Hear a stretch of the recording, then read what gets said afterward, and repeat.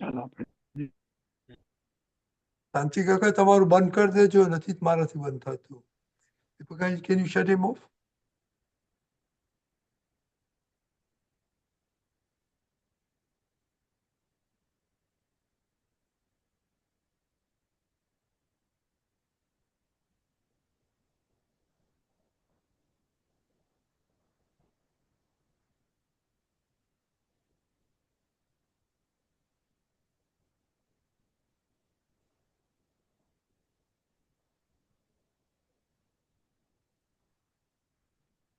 And then finally, everything got lost.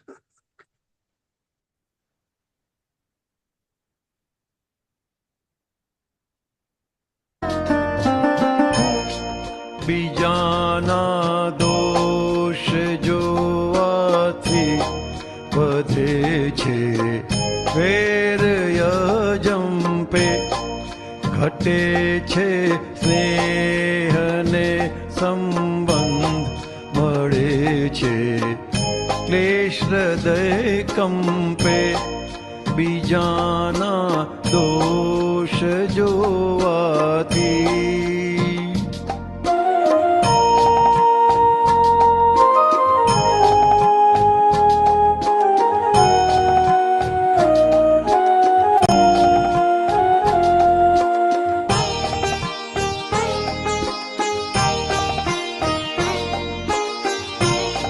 જગતની સર્વ અથડામણ બીજાને આક્ષેપી ઊભી.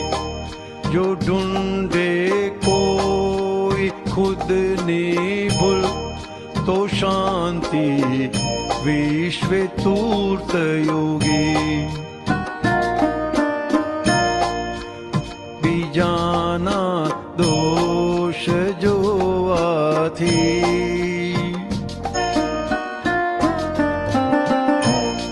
તૂટ્યું જો માનવીનું મન, ફરી સંતાતા લાગે યોગ.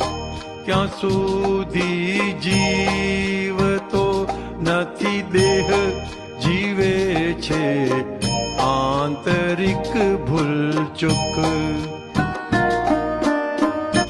બીજાના દોષ જોવાથી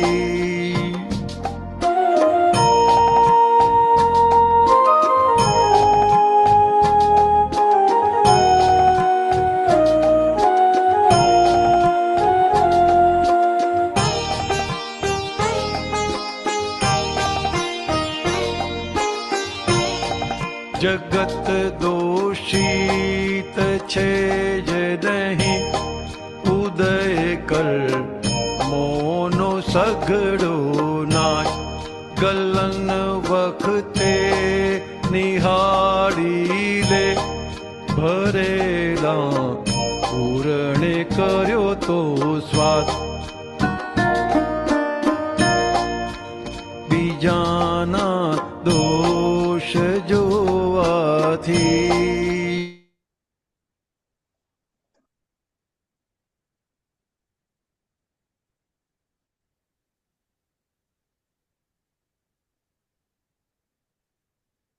જય સચ્ચિદાનંદ. જય સચ્ચિદાનંદ.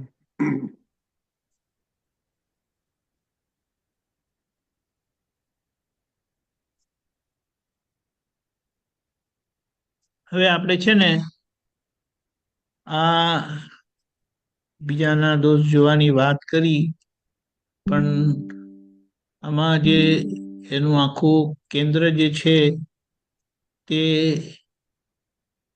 આપણી સાથે જે કંઈ પણ થાય છે ને તે ન્યાય સંગત છે. ન્યાય સંગત એટલે બિલકુલ ન્યાયથી જ થાય છે. એટલે કુદરત એટલે નિશ્ચય દ્રષ્ટિથી જુએ તો બધો ન્યાય જ થઈ રહ્યો છે. એટલે અહીંયા બન્યું તે ન્યાય આપણને કીધું છે. જે બને છે તે ન્યાય સંગત જ છે. પણ હવે એમાં ન્યાય સંગત છે તો મને ભોગવવાનું કેમ આવ્યું?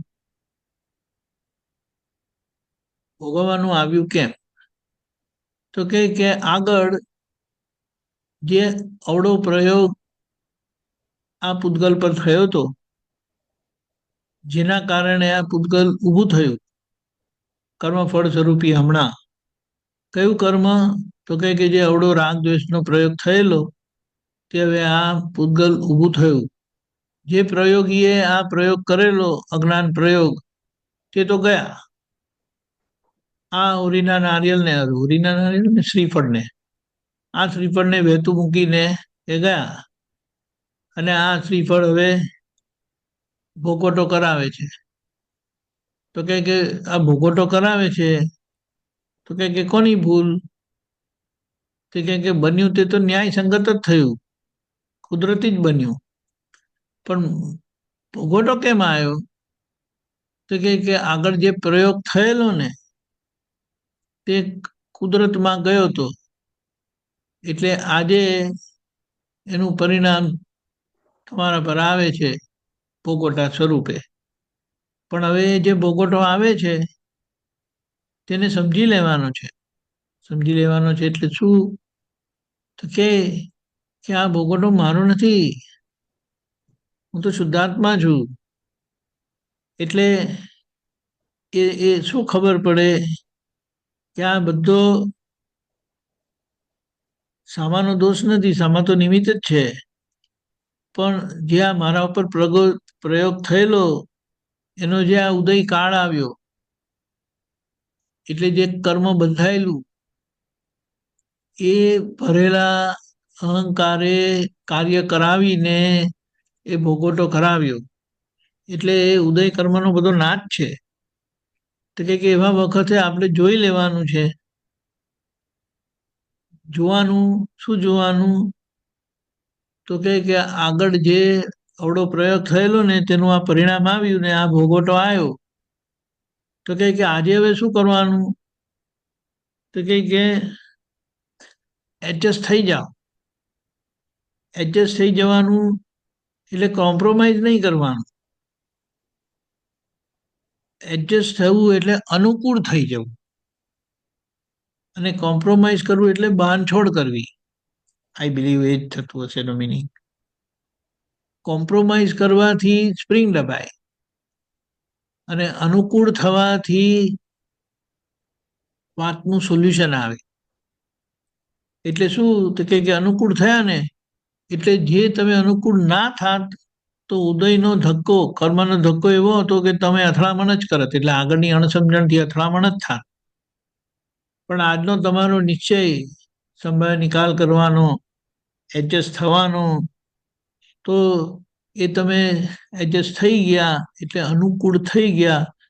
તો એનું ફળ શું આવ્યું? તો કે એમાંથી એ કર્મમાંથી તમે છૂટી ગયા, એટલે કે કર્મની નિર્જરા થઈ ગઈ.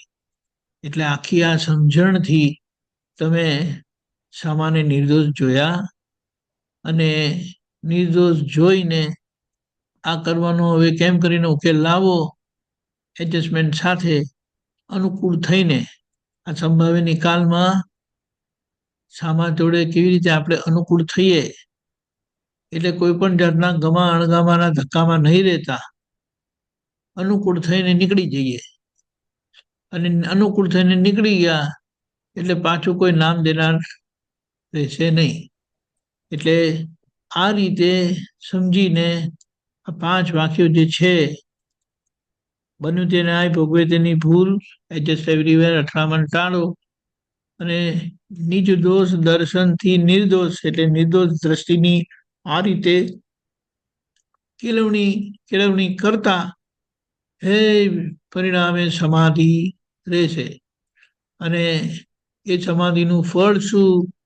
તો કે પહેલા ઉત્તમ આત્મચારિત્ર, એવું જબરજસ્ત વિતરાગ ચારિત્ર ખુલ્લું થશે કે જેનાથી, જેને જોઈને લોકો આફરીન પોકારશે. કારણ કે આવું વિતરાગ ચારિત્ર સામાન્ય રીતે સાધુ દશામાં ભગવાનની હાજરીમાં હોય છે. અને આજે આ દ્રષ્ટિ સાથે, દાદાના વિજ્ઞાન સાથે ગ્રહસ્થી હોવા છતાં આ વિતરાગ ચારિત્ર પ્રગટ થઈ શકે છે અને એ વિતરાગ ચારિત્ર આવી રીતે ગ્રહસ્થીમાં એટલે મહાત્મામાં એ પ્રગટ થતા એ જ્યાં જશે ત્યાં એ આત્મચારિત્ર આદર્શ વ્યવહાર સાથેનું શુદ્ધ વ્યવહાર સાથેનું પરિણામ એમને એમ કલ્યાણ કરશે અને દાદા કામ કરશે. અને આ જ આપણો ધ્યેય છે. આ જીવનનું આજનું આ લક્ષ્ય જ આપણું આ છે કે હવે કેમ કરીને દાદાનું કામ આગળ ધપાવીએ, એમાં આપણે ઉત્તમ નિમિત્ત બનીએ. એટલે હવે એ કામ માટે આપણે જીવન સમર્પિત કરી દીધું છે. એટલે આપણે કહીએ છીએ કે દાદા ભગવાન મને જગત કલ્યાણ કરવાનું નિમિત્ત બનવાની પરમ શક્તિ આપો, શક્તિ આપો, શક્તિ આપો.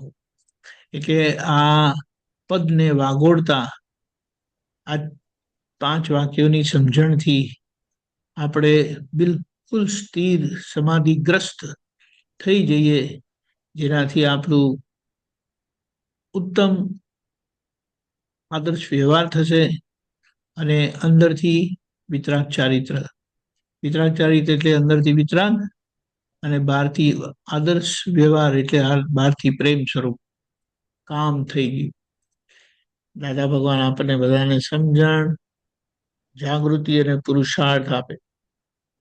જય સચ્ચિદાનંદ.